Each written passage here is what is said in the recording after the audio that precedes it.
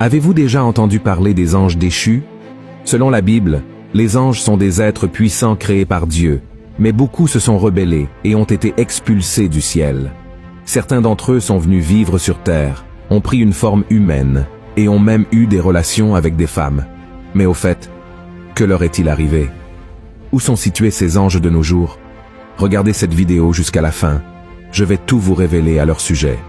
Et si vous ne vous êtes pas encore abonné à ma chaîne, cliquez maintenant sur le bouton « S'abonner » juste en dessous de la vidéo et venez marcher avec moi tous les jours, car je veux partager des enseignements bibliques de manière simple et je veux aussi faire des prières le matin et le soir pour votre vie. Alors, commençons. Pour comprendre la localisation des anges déchus, nous devons d'abord découvrir quelques informations à leur sujet, et la première que nous avons à ce sujet se trouve dans le livre de la Genèse, chapitre 6, versets 1 à 4. Voici ce qui est écrit. Lorsque les hommes eurent commencé à se multiplier sur la face de la terre, et que des filles leur furent nées, les fils de Dieu virent que les filles des hommes étaient belles, et ils en prirent pour femmes parmi toutes celles qu'ils choisirent. Alors l'Éternel dit, « Mon esprit ne restera pas à toujours dans l'homme, car l'homme n'est que chair, et ses jours seront de 120 ans. » Les géants étaient sur la terre en ces temps-là, après que les fils de Dieu furent venus vers les filles des hommes, et qu'elles leur eurent donné des enfants. Ce sont ces héros qui furent fameux dans l'Antiquité. La Bible nous parle de l'existence des Néphilim sur terre. Ils étaient un groupe de personnes considérées comme des géants, car ils étaient beaucoup plus grands qu'un homme ordinaire. Mais en fin de compte, comment ont-ils émergé? De nombreux chercheurs pensent que ces fils de Dieu qui se sont unis aux femmes étaient en réalité des anges qui se sont rebellés contre le Seigneur et ont été chassés du ciel. Car dans le livre de Job, les anges sont appelés fils de Dieu.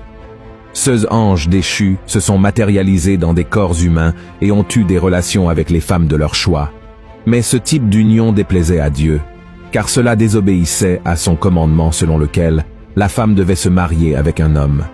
De cette union interdite sont nés des êtres géants, très vaillants et cruels, qui ont rempli la terre de méchanceté. Cela nous montre que même les anges pouvaient commettre des péchés et recevoir une punition pour leurs erreurs.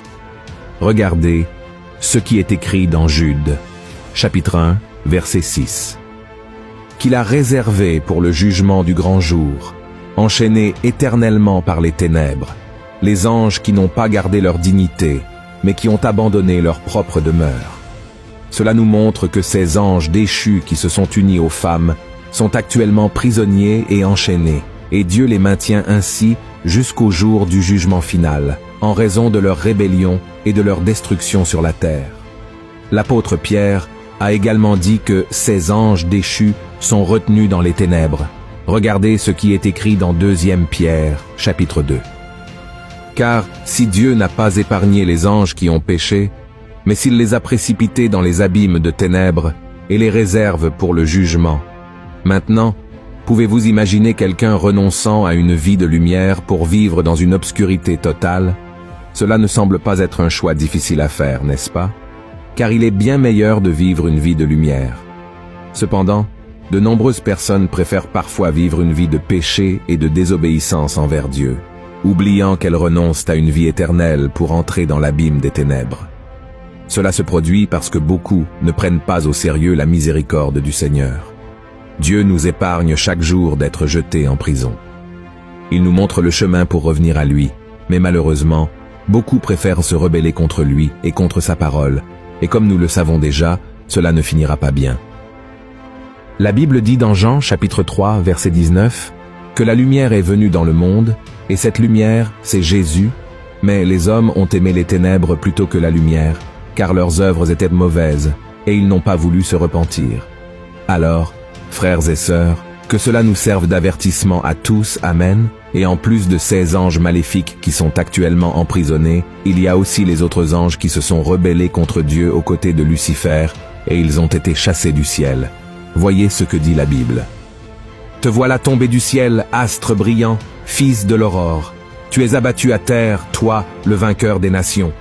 Tu disais en ton cœur, je monterai au ciel, j'élèverai mon trône au-dessus des étoiles de Dieu, je m'assiérai sur la montagne de l'assemblée, à l'extrémité du septentrion.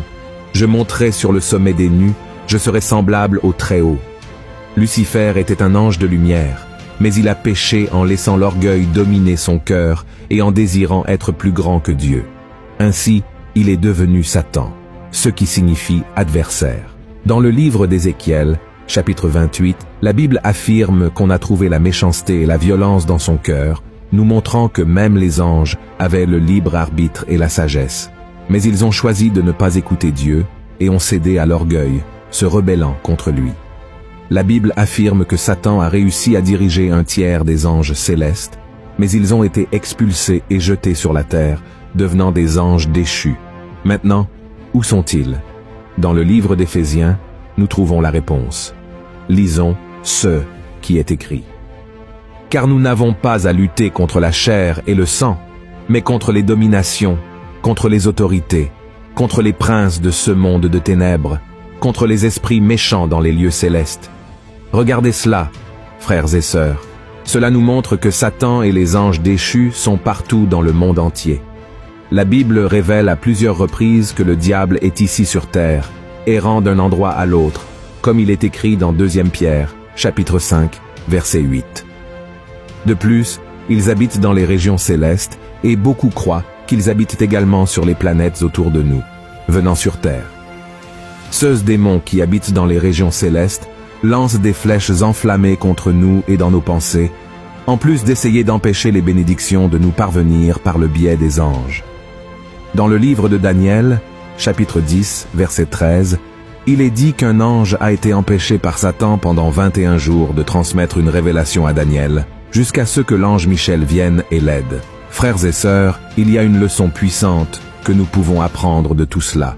Dieu montre que même les anges n'ont pas été épargnés par la punition pour leurs actes. Et s'il n'a même pas épargné les anges qui étaient à ce côté, je suppose qu'il n'épargnera pas une génération qui ne veut même pas savoir de Dieu. Nous savons que le Seigneur nous a donné le libre arbitre pour choisir comment nous voulons vivre nos vies.